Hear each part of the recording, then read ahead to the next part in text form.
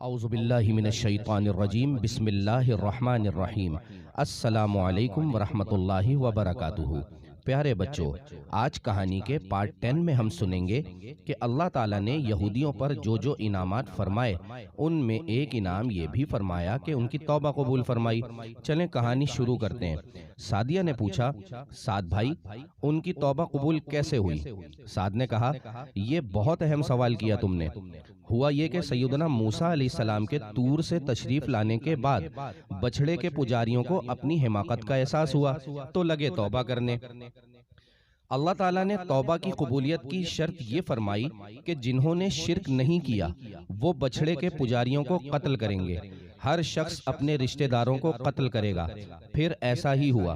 قرآن کریم نے اگلی آیت میں یہی بیان کیا، وَإِذْ قَالَ مُوسَىٰ لِقَوْمِهِ يَا قَوْمِ إِنَّكُمْ ظَلَمْتُمْ أَنفُسَكُمْ بِاتِّخَاذِكُمُ الْعِجْلَ فَتُوبُوا إِلَىٰ بَارِئِكُمْ فَاقْتُلُوا أَنفُسَكُمْ ذَٰلِكُمْ خَيْرٌ لَكُمْ عِندَ بَارِئِكُمْ فَتَابَ عَلَيْكُمْ إِنَّهُ هُوَ التَّوَّابُ الرَّحِيمُ۔ ترجمہ، اور جب موسیٰ نے اپنی قوم سے کہا، اے میری قوم، تم نے بچھڑا بنا کر اپنی جانوں پر ظلم کیا تو اپنے پیدا کرنے والے کی طرف رجوع لاؤ تو آپس میں ایک دوسرے کو قتل کرو، یہ تمہارے پیدا کرنے والے کے نزدیک تمہارے لیے بہتر ہے، تو اس نے تمہاری توبہ قبول کی۔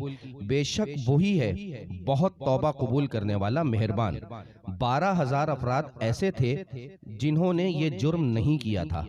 انہوں نے اپنے رشتہ داروں کو، جس میں ان کے باپ، بھائی، بیٹے، بھتیجے اور بھانجے شامل تھے، سب کو قتل کیا۔ سعد نے پوچھا، مما جانی بنی اسرائیل کو اتنی سخت سزا کیوں دی گئی؟ مما جانی نے کہا، یہ ایک بغاوت تھی اس نظام کے خلاف جو سیدنا موسیٰ علیہ السلام فلسطین میں قائم کرنے جا رہے تھے، جس کی بنیاد ہی عقیدہ توحید تھی۔ اس کی حفاظت کے لیے ایسی ہی سخت سزا کی ضرورت تھی۔ اس کی ایک مثال آج کی دنیا میں دیکھ لیں۔ کوئی بھی حکومت اپنی بنیاد کو اکھیڑنے والوں کو بغاوت کی سزائے موت ہی دیتی ہے۔ اب اللہ تعالیٰ نے یہودیوں پر جو جو انعامات فرمائے ان میں ایک انعام یہ بھی فرمایا کہ بادل کا سائبان کیا ان پر اور من و سلوہ دیا۔ چلیں اس کی تفصیلات سنتے ہیں۔ بنی اسرائیل کا اصل وطن ملک شام تھا۔ سیدنا یوسف علیہ السلام کے عہد میں یہ مصر چلے گئے تو قوم عمالقہ نے شام پر قبضہ کر لیا۔ انہیں جہاد کا حکم دیا گیا لیکن انہوں نے جہاد کرنے سے صاف انکار کر دیا۔ سعدیہ نے کہا، یہ کیسے لوگ تھے کہ اللہ تعالیٰ کے حکم کو صاف صاف منع کر دیتے تھے؟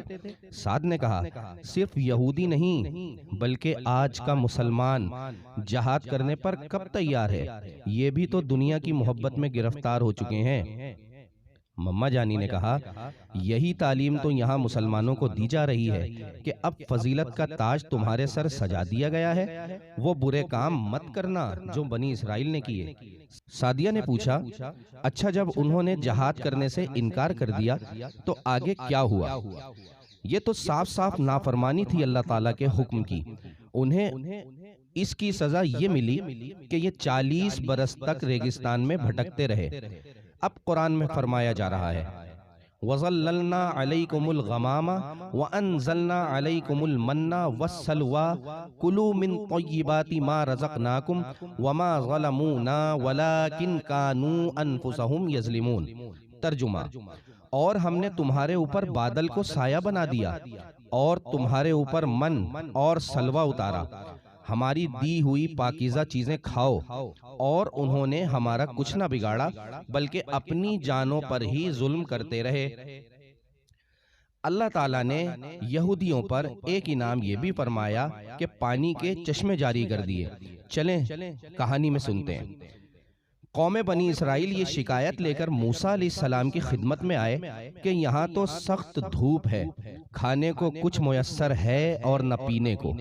تو سیدنا موسیٰ علیہ السلام نے دعا فرمائی تو اللہ تعالیٰ نے ان پر فضل فرمایا اور سورج کی تپش سے بچانے کے لیے ان پر ایک بادل کا سائبان کر دیا، پانی کے چشمے بہا دیے اور من و سلوہ کو ان کی خوراک بنا دیا، ورنہ یہ اس ریگستان میں ہی بھوک و پیاس سے ہلاک ہو جاتے۔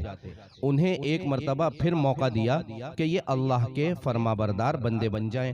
قرآن میں حکم ہوا وَإِذِ اسْتَسْقَىٰ مُوسَىٰ لِقَوْمِهِ فَقُلْنَا اضْرِب بِّعَصَاكَ الْحَجَرَ فَانْفَجَرَتْ مِنْهُ اثْنَتَا عَشْرَةَ عَيْنًا قَدْ عَلِمَ كُلُّ أُنَاسٍ مَّشْرَبَهُمْ كُلُوا وَاشْرَبُوا مِن رِّزْقِ اللَّهِ وَلَا تَعْثَوْا فِي الْأَرْضِ مُفْسِدِينَ۔ ترجمہ: اور جب موسیٰ نے اپنی قوم کے لیے پانی مانگا تو ہم نے فرمایا اس پتھر پر اپنا عصا مارو، فوراً اس میں سے 12 چشمے بہہ نکلے، ہر گروہ نے اپنا گھاٹ پہچان لیا، کھاؤ اور پیو، خدا کا دیا، اور زمین میں فساد اٹھاتے نہ پھرو۔ پیارے بچوں، یہودیوں کے کرتوت و جرائم کے بارے میں کہانی کے پارٹ 11 میں سنیں گے۔ تب تک کے لیے اجازت دیجیے، اللہ نگہبان۔